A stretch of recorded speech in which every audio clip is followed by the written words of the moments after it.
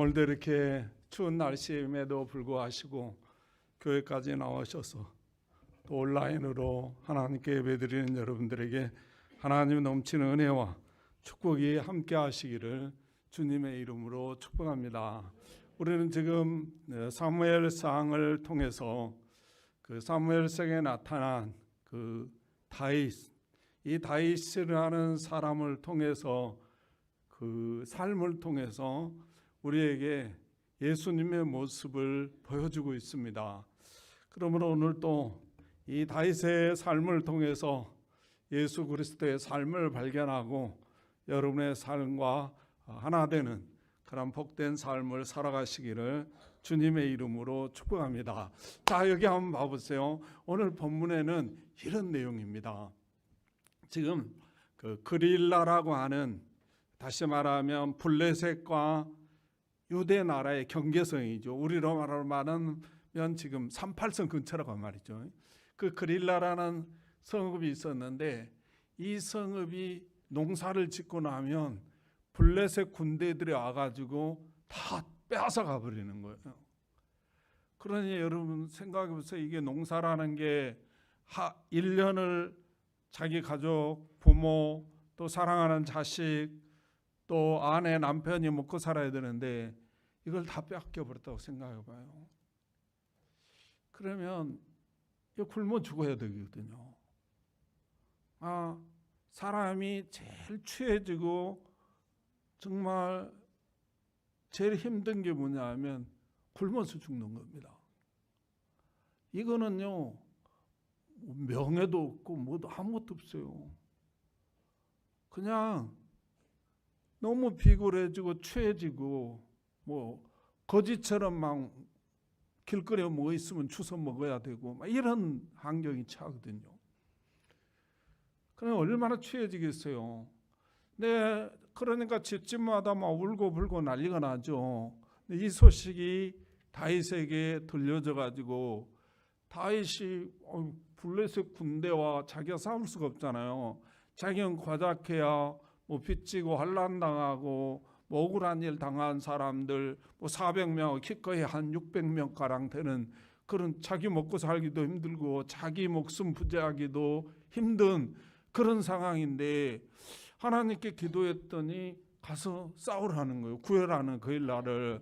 그래가지고 가서 싸워서 블레셋 군대를 물리치고 그들에게 자유와 평화를 이제 주고 있었죠. 그런데 어떤 사람이 와서 다윗에게 말하는 거예요. 당신이 지금 그릴라 땅에 있다는 소식을 듣고 이 성읍을 완전히 멸하려고 사울 왕이 군대를 일으켜 가지고 지금 오고 있습니다. 이 소리를 다윗이 듣고 이 다윗이 어떻게 행동하는가에 대해서 오늘 성경은 기록하고 또 우리에게 말씀해 주고 있는데요. 한번 봐보세요. 다윗이 어떻게 행동했는가 13절 한번 봐보겠습니다. 13절입니다. 다윗과 그의 사람 600명 가량이 일어나 그릴라를 떠나서 갈 수 있는 곳으로 갔더니 다윗이 그랄라에서 피한 것은 어떤 사람이 사울에게 말하여 사울이 가기를 그치니라. 이렇게 표현했어요. 다시 읽어드릴게요. 다윗과 그의 사람 600명 가량이 일어나 그릴라를 떠나서 갈 수 있는 곳으로 갔더니 다윗이 그릴라에서 피한 것을 어떤 사람이 사울에게 말하며 사울이 가기를 그치니라. 이렇게 표현했어요. 다시 말하면 이 사울 왕이 군대를 일으켜 가지고 다윗을 잡기 위해서 또 이 성읍을 멸망시키기 위해서 지금 군대를 이끌고 오는데 다윗이 어떻게 행동했는가 봤더니 떠나버렸다는 거예요. 떠났다, 피했다 이 두 단어를 쓰고, 그건 제가 원문은 보지 않았습니다. 근데 떠나는 거나 피하는 거나 똑같은 거잖아요. 다윗이 이 소식을 듣고 지금 그일라에서 떠나버렸다는 거예요. 피해버렸다는 거예요. 근데 우리가 가만히 생각해 보면 지금 본문에도 나와 있듯이 사울 왕이 다윗뿐만 아니라 이 그릴라라고 하는 이 성읍을 멸하려고 군대를 일으켰다는 거예요. 그러면 자기들만 살겠다고 떠나버리면 안 되는 거죠. 이게 인간적으로 봐도 너무 안 된 일이죠. 비굴한 것이고 정말 추한 일이죠. 그러므로 정말 다윗은 그릴라와 끝까지 싸우든지 아니면 내가 고릴라도 내가 죽인 사람이다. 사울 왕도 그 앞에 벌벌 떨고 이스라엘의 기라성 같은 장군도 그 앞에서 발발 떨어가지고 그런 가운데서도 내가 그와 싸웠더니 하나님이 나와 함께 하셔서 이김을 주셨다. 그러므로 우리 합심해서 사랑하고 싸우자 이러든지 이렇게 가야 자기한테도 유익하고 그릴라 사람에게도 굉장히 유익한 거죠. 그런데 니네들은 죽든지 살든지 알아서 하고 우리는 한다. 이 가버리면 여러 가지 많은 리스크가 발생할 잖아요. 그 일날 백성들에게 얼마나 실망감을 주고 또 야유하고 비웃고 저랑하겠냐 이 말이죠. 그런데도 불구하고 오늘 말씀은 이 다윗이 그릴라를 떠나고 그릴라에서 피해버렸다는 거예요.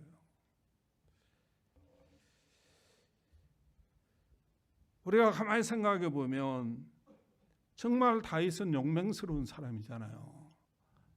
이렇게 비굴을 하면 안 되는 거잖아요. 고릴라가 싸우고 많은 사람들이 반대함에도 불구하고 그는 하나님이 나와 함께 하시니 저는 내 밥이다 이렇게 하고 갔던 사람이 왜 이렇게 피하고 도망가고 가버리는 것일까? 이렇게 봤더니요, 오늘 그 10절에서 12절 보면 이렇게 말하더라고요. 다윗이 이르되 이스라엘 하나님이 여호와여, 사울이 나 때문에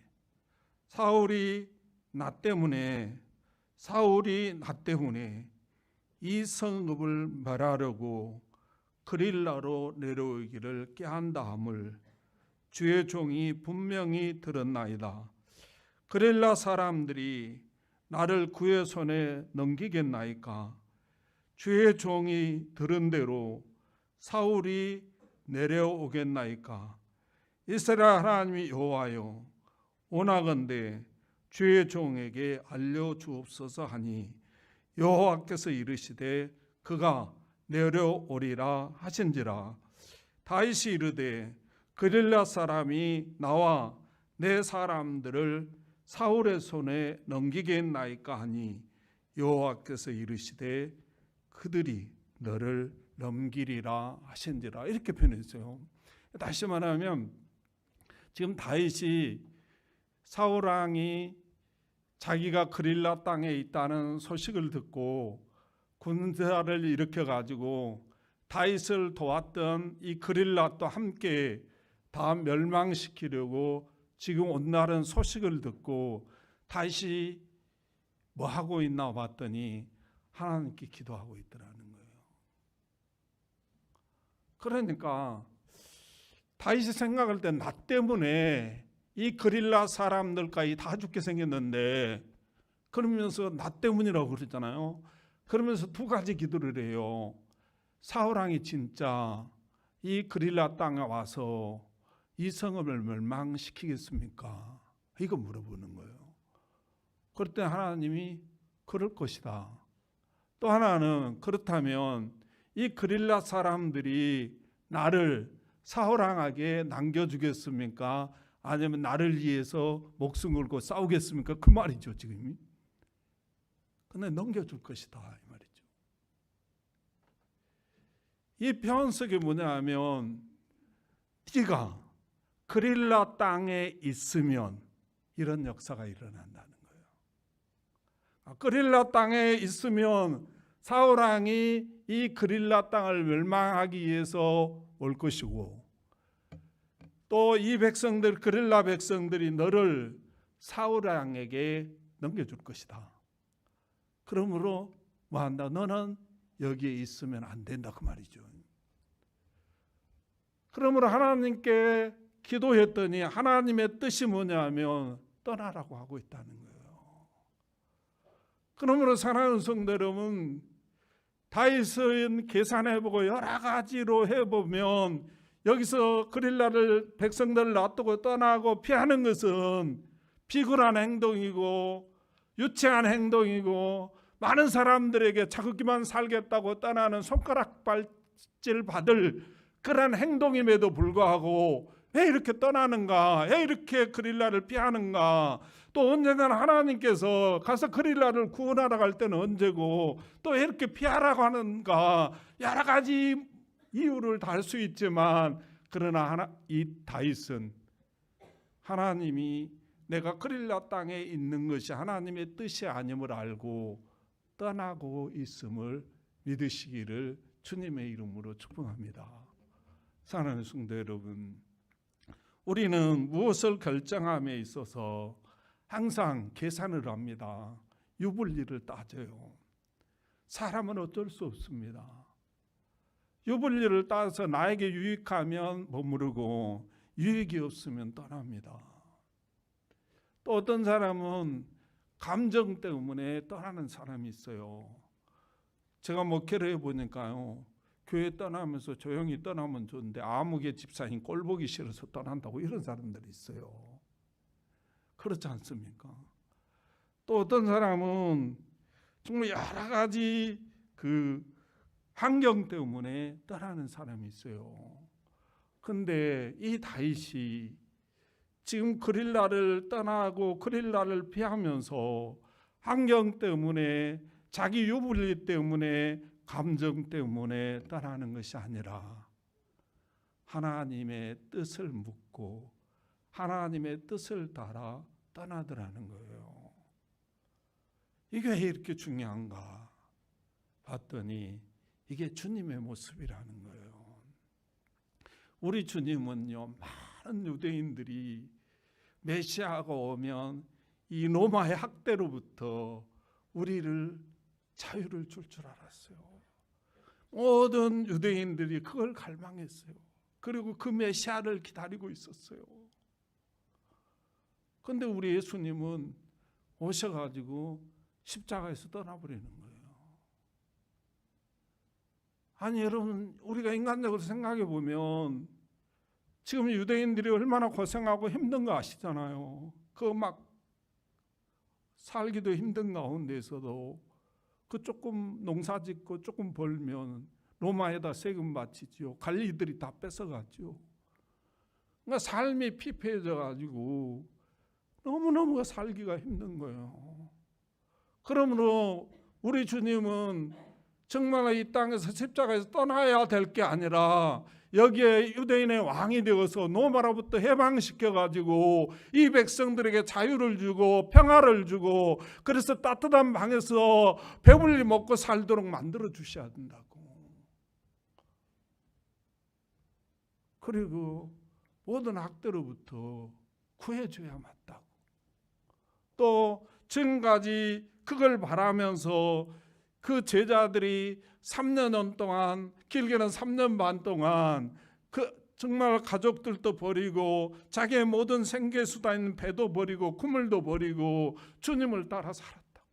함께 동락했으므로 그들에게 보상이라도 해주기 위해서 왕이 되어서 뭐 장관짜리라도 하나 내줘야 된다. 그게 맞는 거죠. 윤리적으로나 도덕적으로나 또 인론적으로나 그게 맞는 거예요. 그런데 우리 주님은 십자가에 떠나버린 거예요. 그것도 정말로 처참하고 비참하게 힘이 없어가지고 로마 병들에 책찍에 맞고 정말 살점이 있던 온몸이 피투성이가 돼가지고 십자가에 못 박혀서 매달리는 그 모습이 어떻게 하나님의 모습이냐고. 패배자의 모습이고 실패자의 모습이고 힘없어서 죽어가는 모습이죠. 어떻게 그렇게 죽냐고. 어떻게 그렇게 세상을 떠나시냐고. 어떻게 자기 백성을 그렇게 버리고 가시냐고.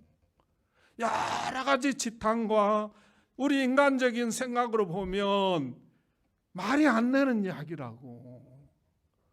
그런 분을 우리는 하나님이라고 지금 오늘 찬양하고 믿고 있잖아요. 어마어마한 기적입니다, 이게. 그런데 왜 그렇게 비참하게 이 세상을 그렇게 떠나버리시는가, 피해버리시는가, 이리 봤더니요, 그 힌트가 보니까 여러분이 잘 아는 겟세마네 동산에서 기도하시잖아요. 거기에서 잠깐 힌트가 나오더라고. 보면 마태복음 26장 39절입니다. 마태복음 26장 39절, 조금 나아가서 얼굴을 땅에 대시고 엎드려 기도하여 이르시되 내 아버지여, 만일 할만하시거든 이 잔을 내게서 지나가게 하옵소서. 그러나 나의 온대로 마시옵고 아버지의 온대로 하옵소서 하시고, 42절에도 두 번째로 이렇게 하더라고요. 42절입니다. 다시 두 번째 나아가 기도하여 이르시되 내 아버지여, 만일 내가 마시지 않고는 이 잔이 내게서 지나갈 수 없거든 아버지의 온대로 되기를 원하나이다 하시고 이렇게 표현했어요. 그러니까 다시 말하면 주님도 우리와 똑같은 육신을 가지고 있고 우리가 똑같은 생각을 가지고 있잖아요. 그러니까 육신의 인성이라고 그러죠. 그것을 인성적으로 생각으로 보면 그렇게 떠나기 싫다는 거죠. 그렇게 십자가에서 비참하게 떠나기 싫고 이 땅의 왕이 되어서 이 백성들 노로마로부터 해방시켜주고 지금까지 고생한 제자들에게도 보상해주고 죽고 이렇다 그 말이에요. 그런데 왜 떠나시는가? 왜 그렇게 비참하게 떠나시는가? 이래 봤더니 성부 하나님이 원하는 것이 있었다는 거죠. 성부 하나님의 계획이 있었다는 거죠. 성부 하나님의 뜻이 있었다는 거죠. 그러므로 내 온대로 마시고 아버지의 온대로 하시옵소서, 아버지의 계획대로 하시옵소서, 아버지의 뜻대로 하시옵소서 말입니다. 그러므로 우리 주님이 우리 인간적으로 보면 정말 너무나 추하게 죽는 것, 힘없이 죽어가는 것이고 힘없이 이 땅에서 떠나가는 것인데 왜 그렇게 떠나셨나 이리 보았더니 성부 하나님의 뜻을 따라 떠났다는 거예요. 사랑하는 성도 여러분, 저와 여러분이 그런 분들이 되시기를 주님의 이름으로 축복합니다. 세상이 나를 어떻게 보든, 세상이 나를 어떻게 취급하든, 세상이 나를 어떻게 생각하든 우리는 하나님께 묻고 하나님의 뜻을 발견하고 나아가는 삶을 살아가시기를 주님의 이름으로 축복합니다. 다시 말합니다. 그런데 많은 사람들은 무엇을 결정할 때 어떻게 결정하나 이래 봤더니 자기 환경을 따라 결정하더라는 거예요. 그러니까 이게 문의는 그리스도인 같은데 그게 아니라 알맹이는 보니까 다른 것을 따라 살아가는 거라, 다른 것의 말을 듣고 살아가는 거라, 환경의 말을 듣고 살아가는 거예요. 어떤 사람은 자기 계산을 따라서 결정하고 삽니다. 다 그렇게 살잖아요. 그런데 그 계산이 틀릴 때가 얼마나 많냐고. 하루에도 하루 어떻게 살겠다고 계산해서 딱 해놓는데 그렇게 돼갑니까? 그런데 우리는 여전히 뭡니까?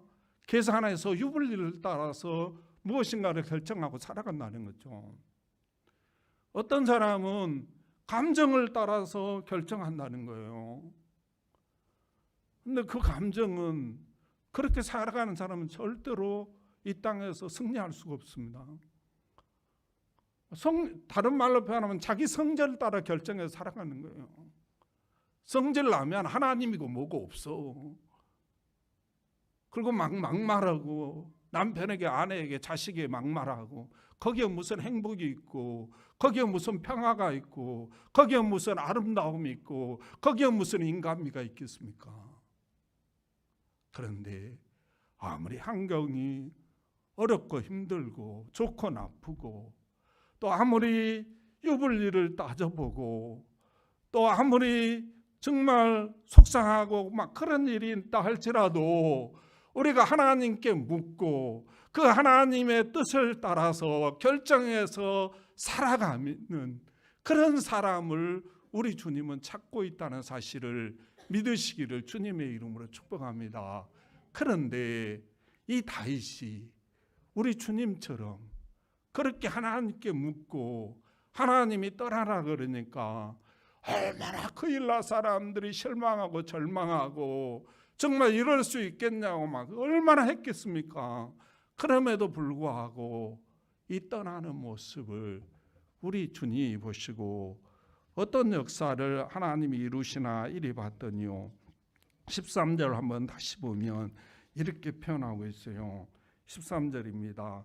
다윗과 그의 사람 600명 가량이 일어나 그릴라를 떠나서 갈 수 있는 곳으로 갔더니 다윗이 그릴라에서 피한 것을 어떤 사람이 사울에게 말하매 사울이 가기를 그치니라, 이렇게 표현했어요. 다시 말하면 지금 사울왕이 군대를 일으켜가지고 다윗이 그릴라에 있다는 소식을 듣고 그 그릴라의 성읍을 완전히 다 멸하려고 군사를 일으켜갖고 가는데 어떤 사람이 다윗에게 지금 그 사울왕에게 다윗이 그릴라를 떠났습니다 이러니까 군사를 되돌이켰다는 거예요. 여러분, 왕이 어떤 결정을 하고 되돌이키는 쉬운 게 아니에요. 다윗이 떠났으면 그 다윗과 합작했던, 다윗과 연합했던 그 그릴라 사람들 다 멸해라, 이리 말이야 맞는 거예요. 그런데 하나님께서 이 다윗의 모습을 보시고 이 다윗이 하나님께 묻고 기도해서 하나님의 뜻을 따라서 이 그릴라를 떠나는 이 모습을 보시고 하나님이 사울의 왕의 마음을 감동시켜서 군사를 되돌이키게 만드는 그런 놀라운 역사를 이루어 주셨다는 겁니다. 14절에 보면 또 이렇게 말해요. 다윗이 광야에 요새에도 있었고 식광야 산골에도 머물렀으므로 사울이 매일 찾되 하나님이 그를 그의 손에 넘기지 아니하니라, 이렇게 말해요.